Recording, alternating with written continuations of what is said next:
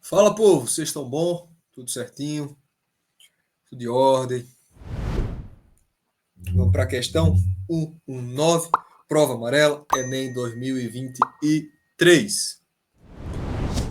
De novo, uma questão de gases. E o que é que eu penso? Essa questão de... Assim, o Enem, ele cobrou gases e ele botou duas vezes, assim, equação do Clapeyron. Entende? Eu acredito que dava para ter aproveitado mais esse assunto, né? De gases. Se fosse falar de gases, poxa, identificar uma transformação isobárica, uma transformação isotérmica, ou então já falar de um pouco de aplicação de primeira lei da termodinâmica, né? Falar de uma transformação adiabática.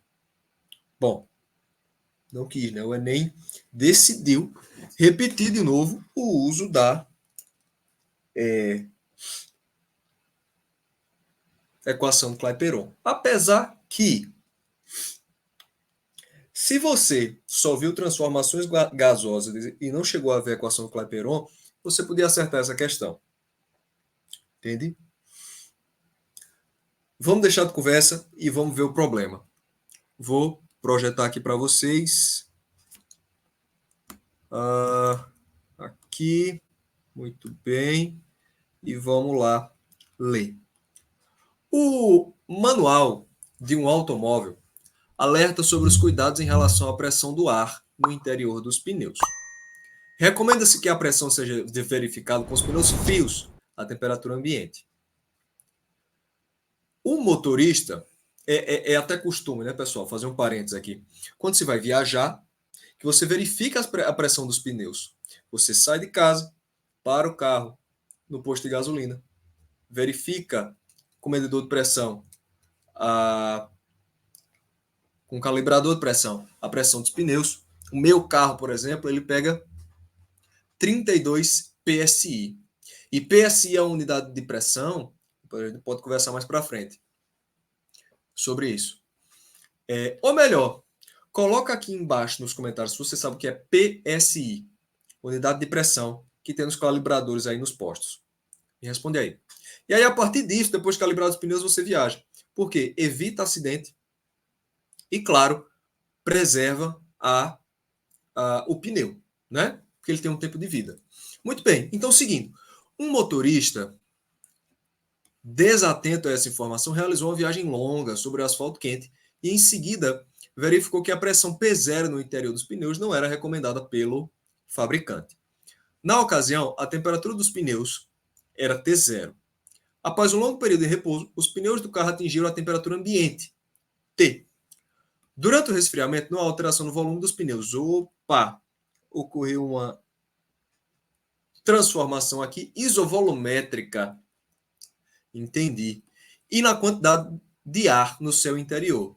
Isovolumétrica e não há troca de massa, né? Tranquilo. Não há alteração do número de mols. Então, considere o ar dos pneus um gás perfeito. Muito bem. Durante o processo de resfriamento, os valores de pressão em relação à temperatura são representados pelo gráfico. E aí tem vários gráficos. Primeira forma de fazer essa questão, você vai lembrar da formulinha da transformação isovolumétrica, pressão final, temperatura final. O que é que acontece? Essa relação só existe porque P0 dividido por T0 é uma constante. Ou melhor dizendo, numa transformação isovolumétrica, esse valor, em qualquer momento, pressão dividido por temperatura, vai ser sempre fixo. Então quer dizer o seguinte, pressão é essa constante vezes a temperatura. Quer dizer que se a temperatura variar, a pressão varia linearmente. Beleza? Então quer dizer que isso daqui não pode acontecer. Está errado. Esse tipo de variação está errado. O da letra D de dado, você vê que a temperatura T0 é maior que T e a pressão está aumentando. Não, isso não existe. Aqui você vê que o gráfico ele não é linear. E na letra E de escola, repare, T0 era uma temperatura maior. T uma temperatura menor. P0 era uma temperatura maior, acompanhando T de tatu 0. E vai ter um P aqui acompanhando esse T. Então, eu diminuí a temperatura, diminuí a pressão, mas de forma linear. Totalmente coerente.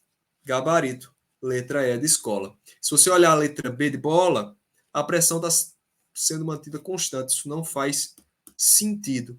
Então, aí, todas as alternativas que eram erradas já foram descartadas, gabarito letra E.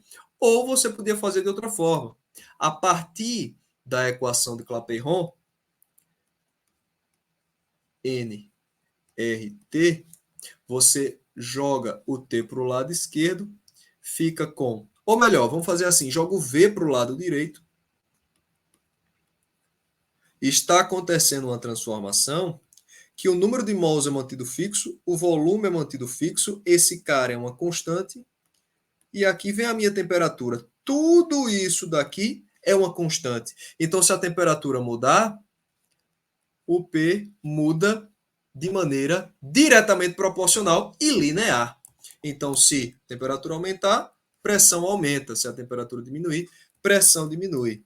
Eu sempre ressalto, quando falo de equação de Clapeyron, que essa equação ela justifica matematicamente todas as outras fórmulas de transformações gasosas.